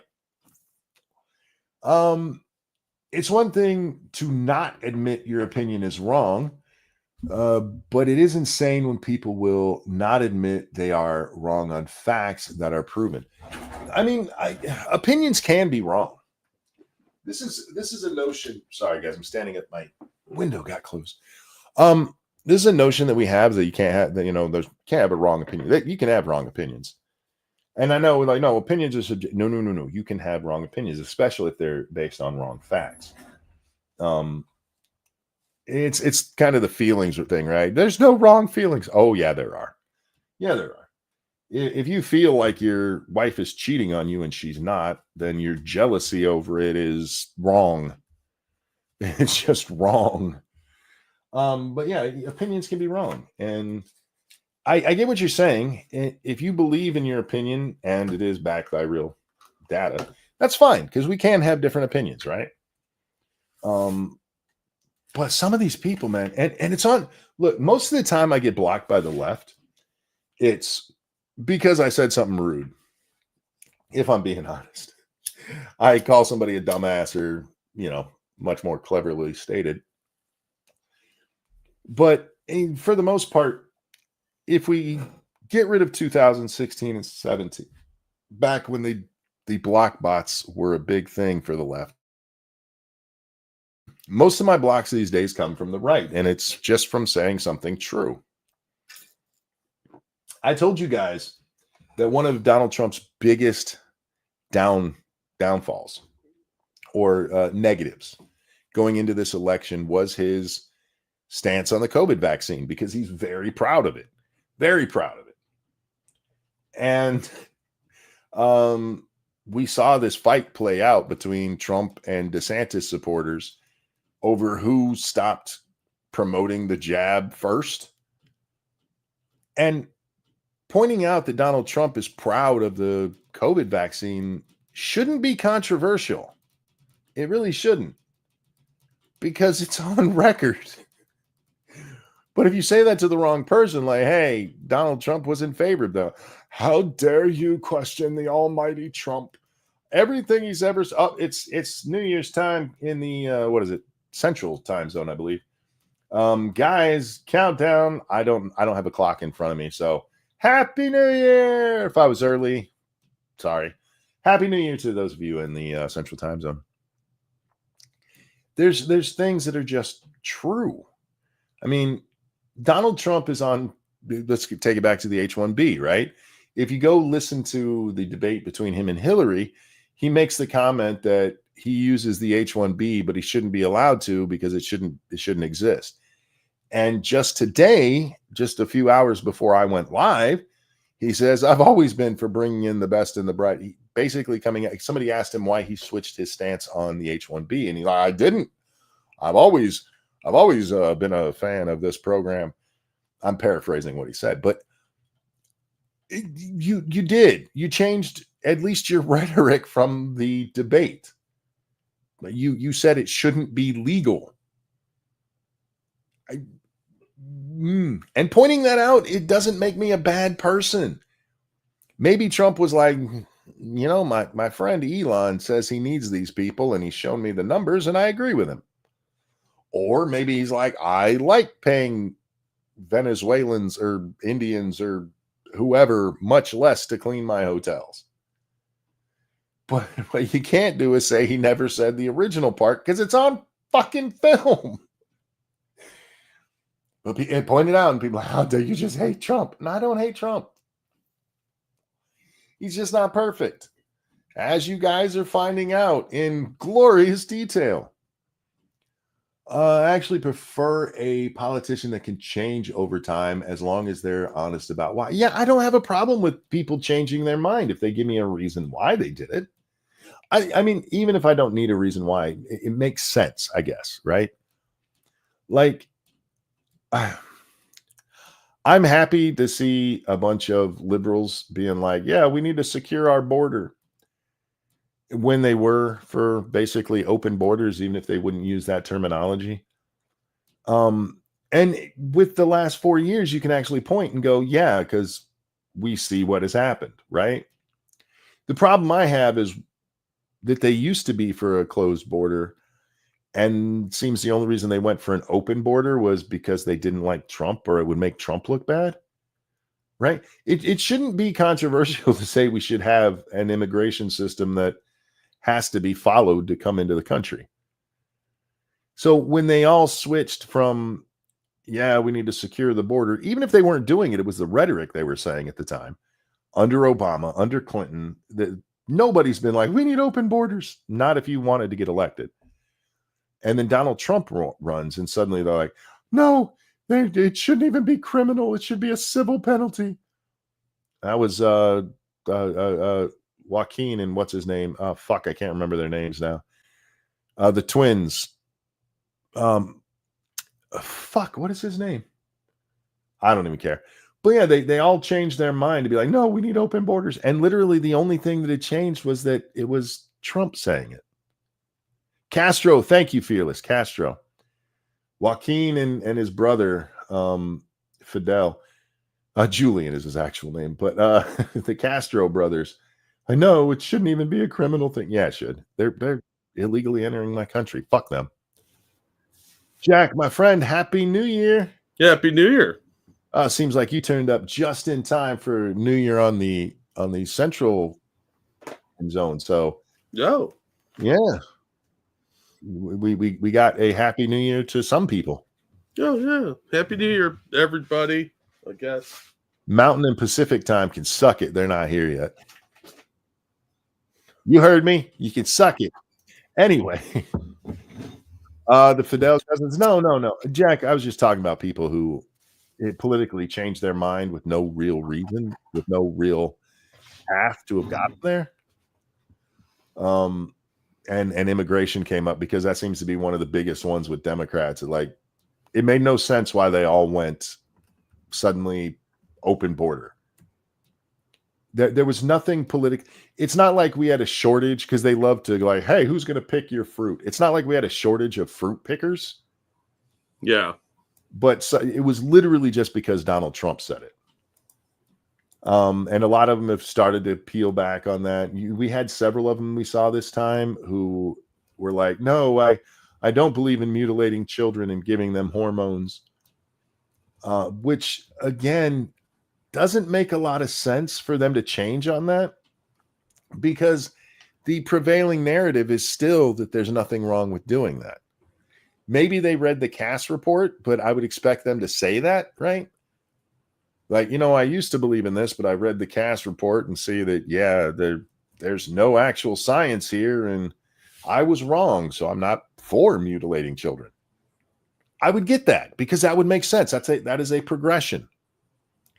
But that's not how they do it. I forget the guy's name and where he was running, but Megyn Kelly pointed him out a couple of times back right near the election. I think he's in Connecticut and he was running as a Democrat. And he's like, I have never been for trans girls trans girls in girl sports is the way we're supposed to say that, right? Yeah, I don't know. But he never really condemns it either. He never explains why. He never explains how his mind changed on that. I'm all for people learning and growing, but when it comes to politicians, so often it doesn't seem that there's anything that prompts their change other than, public opinion has swayed a little bit on this. And that is the wrong way to I don't want somebody who just reiterates what the public is thinking. If we were doing that, we might as well just have direct democracy where we all like, all right, are we going to let kids have hormones and we all just vote on it? I want a principled person in there who's telling me what they believe and what they will vote for when they go into Congress or whatever. Yeah, good luck with that. But we have so many people who think that their congressman should just do whatever they say. He didn't do what I said. Yeah, but he did what he said he would do. But he didn't do what I said. All right, then vote for somebody different next time. You learned a lesson here. You're funny. He did what he said. I know he's a politician. You expected him to lie. But occasionally one gets in there who's a little bit more honest than the others. I don't want somebody who just does it by whatever the popular mob belief is at the time, because a lot of really stupid things have happened with mob rule, Jack. Yeah. Look, mobs have done a lot of things over the years. Most notably gang rape and posses, lynchings, governmental overthrows, hunting monsters, witches, all sorts of things. Real quick, let me grab a couple of these labs that came in. Is that okay? Yeah, go ahead, bud. I'm just scrolling through this. We're not actually watching. This is from the ball drop, and I just keep picking different still frames tab on the screen. 2 hours ago, thank you, Tyrai, for the very, very generous donation. I did hear my last super chat, but continue to keep doing what you're doing. Hopefully the new year will bring better. Thank you. I doubt it will, but thank you. Thank you, Cryptic. As a legal migrant working in a tech job, screw H-1B and any illegals taking my job. Elon and Trump can suck my tiny Asian peen. Lol. Okay. A bit too emotional, but funny. Yeah, look, I don't want any illegals at all. No illegals whatsoever. I don't care how skilled they are. If they got here illegally or overstayed their visa, time to go home. But legal immigrants, there may be some jobs that are too technical for the average dumb American because our education system's so fucking stupid. And we encourage people to be ignorant retards that we need to import a few people. I don't really have an issue with legal immigration as long as there's specific jobs. I'm not talking like, oh, you can computer program, but we're hiring you for this cook position. No, we don't need any fucking cooks. You're not that good of a cook. Fuck off. Yeah, the problem with the H-1B program is not the program, it's the implementation of the program. Yeah. And that is on our government. Yeah, and that's always been the problem. There are highly skilled jobs that we do have a shortage of. And if they can't get an American to do it, they should be trying to bring in people from other places to fill those roles. But there have to be like pay requirements, and you have to hire specifically for those jobs. And if they lose that job, they go home. There's none of this pussyfooting around anymore. We need to tighten up the system and get it to where it's functional. We need to prosecute the companies that are doing this wrong and fire everybody who's been involved in allowing them to. Yep. Yep. People need to start going to jail over this stuff, or it's Yep. never going to change. Large fines and jail time. If you're hiring illegals, you're aiding and abetting law breaking. So look, you're helping criminals. And if it's one of these Venezuelan gangs, we should be labeling them as terror groups Yep. and start arresting anybody that's helping them. Do you have more? I got one more. Thank you, Keldrick, for that feminist donation. A belated Merry Christmas, Jack. Oh, thank you, Keldrick. Merry Christmas to you, too. Happy New Year. Happy New Year to everybody out in Chatland. And that's all of them. Thank you. Cryptic, thank you. Oh, hi, Jack. Did you hit her? You did not. Who were you hitting? It's a reference to the room. Hi, Mark. I did not hit her. Oh, right. Hyman, thank you. Oh, yeah. Crab rave for Jimmy Carter. Indeed. Fuck that guy. Yeah. Fuck Jimmy Carter. Yeah, but I'm glad that you said what you did about the H1 because you and I are basically in the same spot on that. There's going to be things. Our education system is shit, and I wish people would stop pretending it's not because they don't like immigrants. H1B immigrants are not illegal; they're brought in legally. Yeah, it's literally a visa program. Yeah, the companies that are doing it are acting illegally, and they should be held accountable for it. Yeah, if you're not bringing in the highly skilled stuff, I mean, it's designed to be bringing in engineers and like computer tech stuff, not cooks and waiters.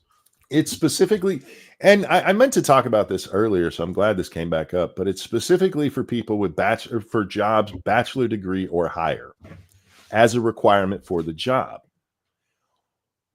But this brings up a problem with the American employment system where so many things where like we need a bachelor degree, you shouldn't actually have a bachelor requirement on. Yeah. I've told this story many times. I'm going to keep doing it because it is one of the dumbest things I've ever seen. I remember seeing an ad for a fork truck operator that required an associate's degree. And I'm like, you need a 2-year degree to drive a fork truck. So as long as they put in their job in their job requirements, you need a bachelor's degree, then they can ask for anybody. Yeah, that's the problem. Same with like people do the call center stuff. No, that's bullshit. It's a call center job. That's low skill, low effort. And I think they should kick it up to master's degree. And I told you this other one, the last company I worked for a supervisor position, like you had to have a 4-year degree. Yeah. I didn't have one, so I couldn't even apply, even though when I was at Walmart, I had over 100 people under my direct supervision. Mm-hmm. And they were like, nah, you can't handle 10 people.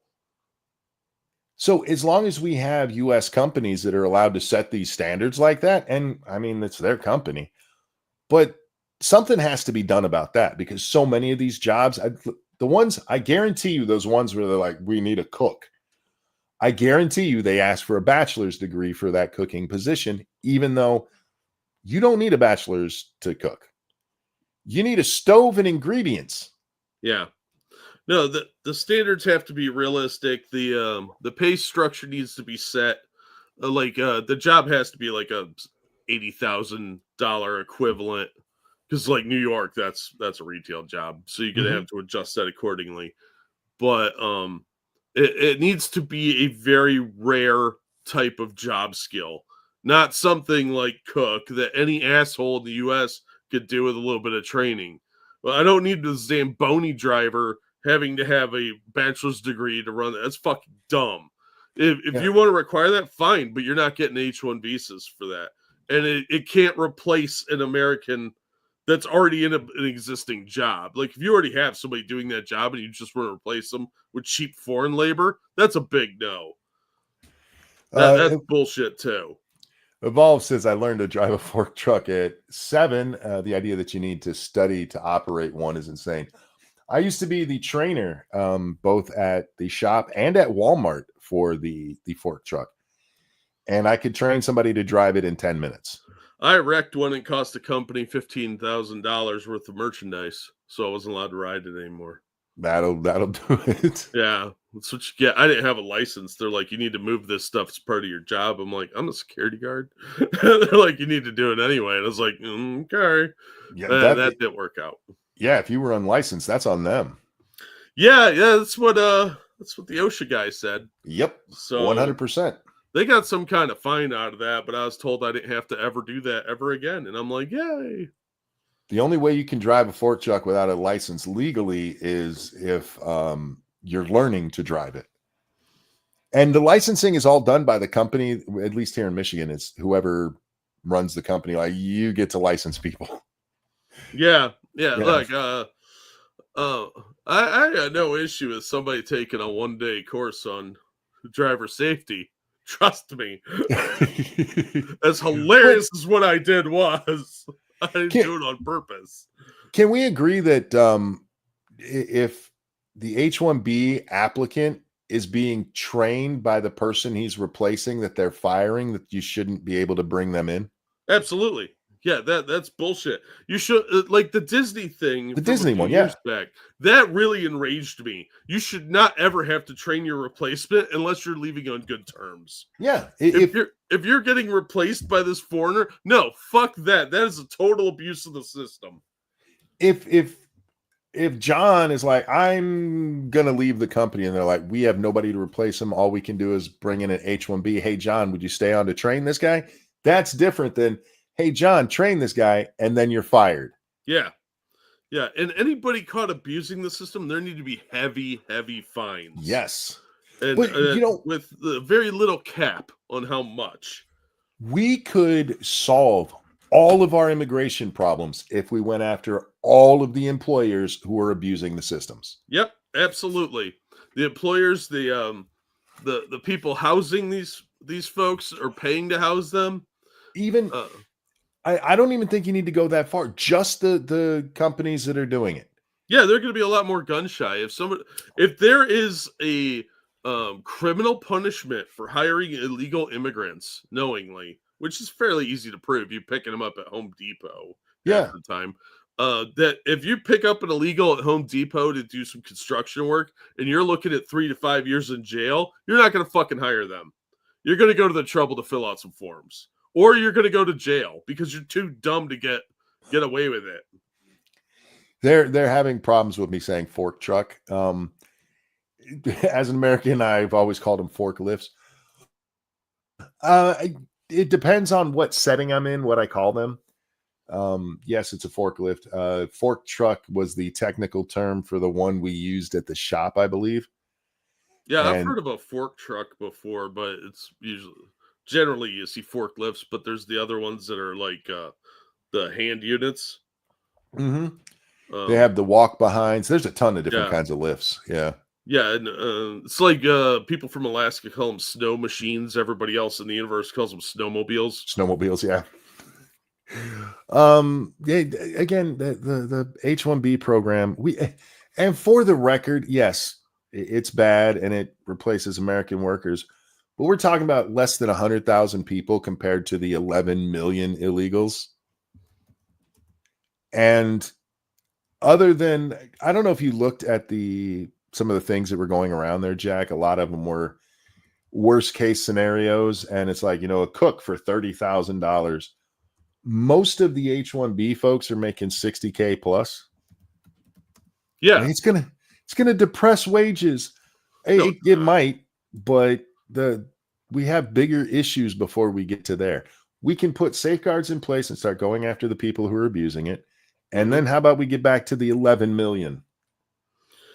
Yeah, the focus needs to be on the unskilled labor that's wandering over. We are not getting a bunch of high-tech computer programmers wandering over the goddamn border. And computer programmers are a dime a dozen anyway. It's largely an excuse to bring in people from places like India, where they do a lot more computer stuff. But if an American can do the job, you should be encouraged to hire Americans and face financial consequences for hiring outside of the country for these jobs. Shroom is telling me there's over 800,000 H-1B. It's what, 89,000 a year? Yeah, and And I it's a guarantee you six 60% of that's garbage stuff. and it's a 6-year visa. So yeah, I stand corrected on the number of how many are in here. That's how many are approved each year. Yeah, and if at any time somebody is terminated, their visa should be re-examined if they can't get a job within 30 days. Well, And with if an they can't H1 get the job, bye. with an H1B, if they lose that job, they're supposed to go home. Yeah, but they're not gonna. And That's the other that's the thing that problem. needs to be enforced. Yes. We do not have a problem with our immigration laws. We have a problem with enforcement of our immigration laws. There are countries like Japan, you need a work visa to be there or a permit for temporary workers. A long story how I know a little bit about this, but if you get a job over there and you lose that job, you're leaving if you can't get another one immediately. You have a very limited window to try and get somebody else to support your visa. And they basically have to rehire you with a new visa. That's the thing with the H-1B. You should be immediately kicked out and you have to apply again for a new H-1B. Yeah, that's pretty much what their system is, except they don't fuck around. They get on top of that stuff right away because the employer, when they terminate you, is supposed to notify the government agency that oversees that you were terminated, and then they respond accordingly. Authorized, I'm glad you put that up. Authorized Jay says H-1B visas do nothing but cheapen the workforce. The best and brightest get treated like royalty in their home countries and have no reason to move to America. One, there's always a reason to move to America. But we should absolutely be poaching the best talent from around the world. Yeah, look, they call it a brain drain and it makes everyone worse, but everything we do here ends up bleeding over into other places and improving their lives. Coughs and air conditioning and refrigeration.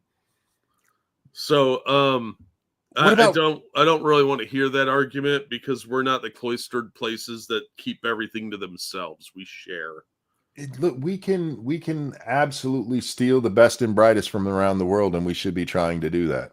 Yeah, they can go back and spread their knowledge if they want, but they don't. No, because they're in America now, and there's nowhere better on earth, whether you like it or not.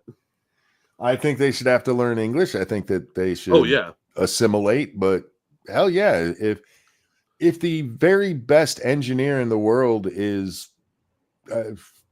Japanese, we should be like, hey, have you seen what America has? Yeah, but I'm a come over here and help out. Yeah, exactly.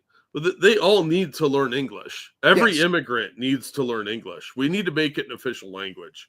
Absolutely.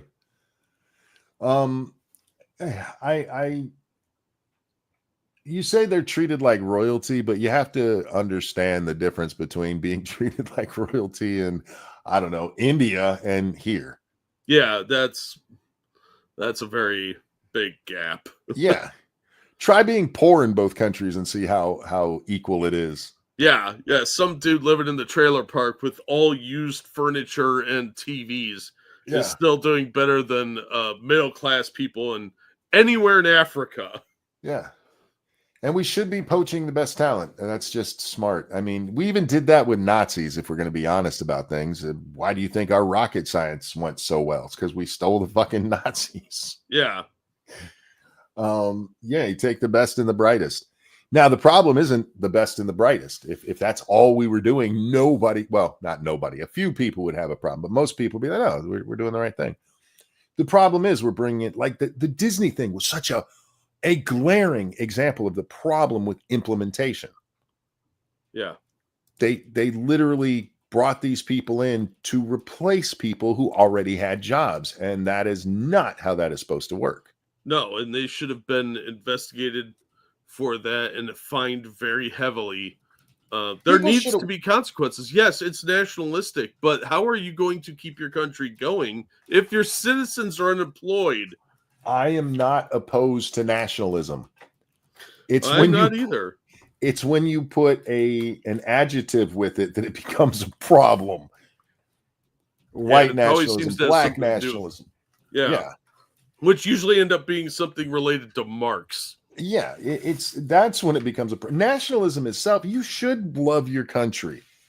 Yeah. You should love America. If you don't like it, leave. There's lots of other countries out there. You have no excuse in this day and age to ever not just up and leave the country you hate so much. Shut up, you crybabies. If you don't like being in the best country, there's 190 plus others you can go live in. Yeah, or you could even go to places like Sealand. Or, micronations that nobody gives a shit about because they're not real. Yeah. They're just tiny little plots of earth in the middle of nowhere. And look, nationalism can be used to stir up the mob for bad things. Sure. So you keep an eye out for that. But we've gone from an overzealous nationalism to people openly hating America. And once again, why can't we ever find middle ground in this country? We have too many people that are easily swayed by the media, mainly. And we have a lot of really uneducated or dumb people. So there's that. Oh, real quick. Thank you, Tyrai. To back you up, Jack, I was stationed in Japan for 2 years, and I had to leave after those orders were up, per the Status of Forces Agreement, or SOFA. Look, I hate it when my SOFA tells me what to do. Things like, sleep, Jack, sleep. So I understand. Japan's a real expensive place to live, though. And I know Evolve's over there right now, probably buying a shitload of trinkets out of vending machines. So I hope you're having a good time, man. But yeah, Tyrai, that's the agreement we have. You're not going to linger around on our country. You do your thingy that you're supposed to be doing, and then get the fuck out. All visas are temporary for a reason. Yep.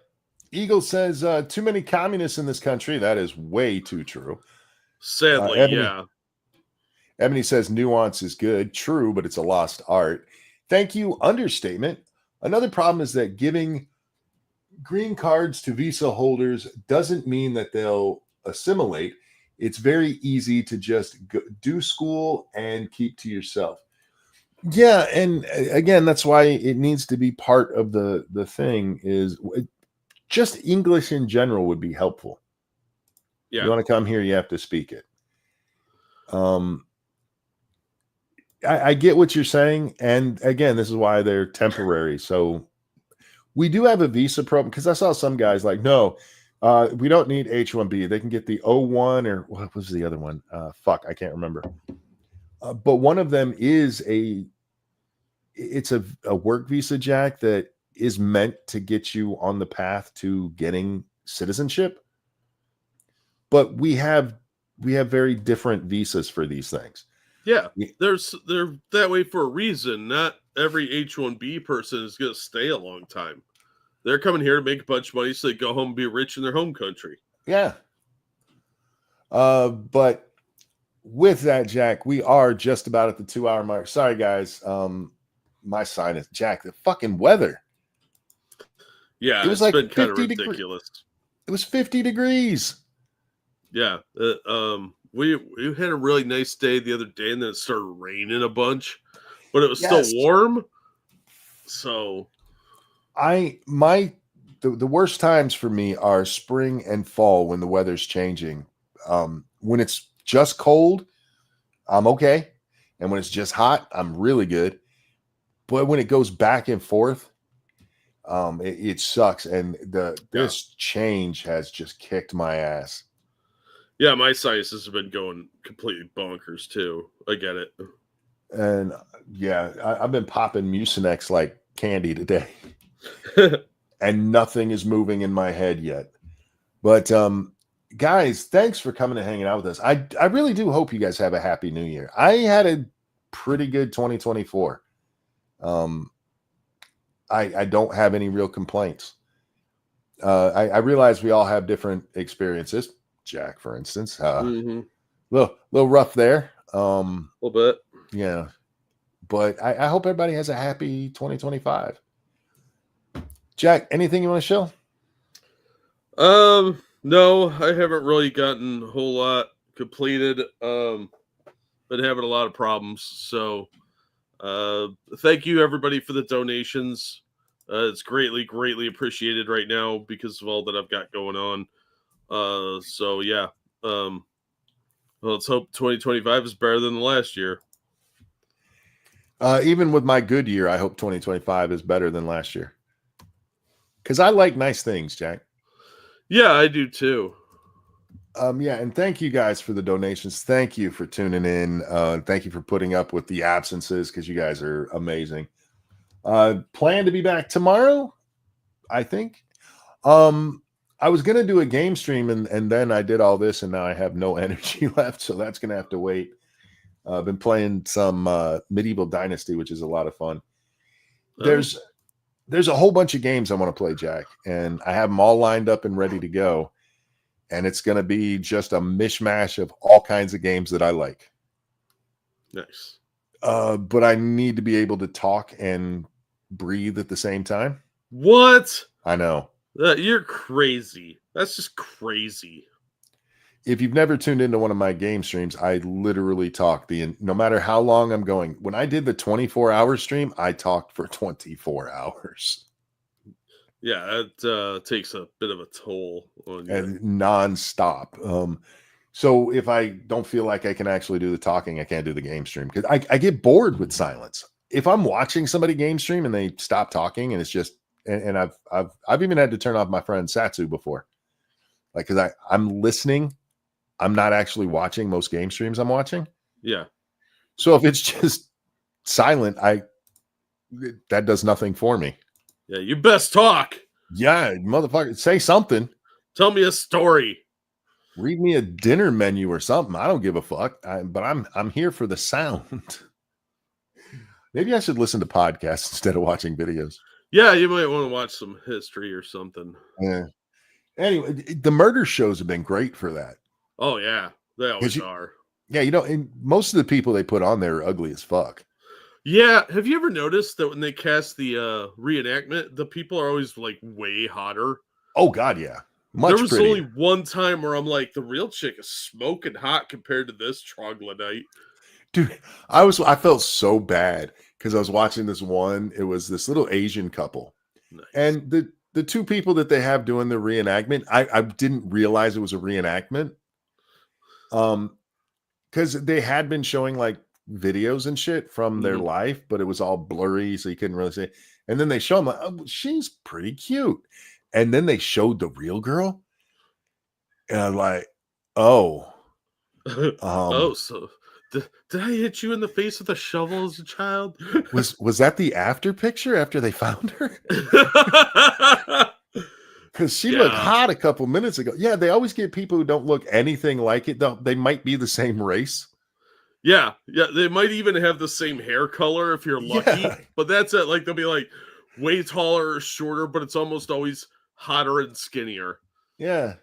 So yeah, I just listen to those. I don't actually watch most of the time. And speaking of watching, I don't know if you saw Wendigoon had a new video out. I saw he had one, but I didn't watch it yet. It's about the was it Miami shootout? I forget exactly. Some shootout in Florida that I'd never heard of before, but goddamn. Yeah, there's some crazy stuff out there. It's a very interesting video. It can be hard to follow at times because a lot of the names that he uses when he diagrams out what happened, and a lot of the names all start with M. Ooh. Yeah. So I had to watch it a couple of times in certain parts to make sure I was following who did what. I'm horrible with names, as you know. No. What? But it is a really good video about one of those things that happened in America. I loved his video on the guy who had the bomb around his neck. Oh, that's a crazy story. Yeah, it is. Delivery driver. Mm-hmm. Yeah, that is completely insane. Great video though, and covers a lot of the stuff that happened after that never made it into the news. Yeah. So anyway, guys, we're wrapping up here. Thank you so much for hanging out with us. Jack, a pleasure as always, my friend. Always glad to be here. Everybody, enjoy your new year. Take care of yourselves. I love you, and we'll see y'all next time. Bye, everybody. For my New Year's resolution, I'm not singing.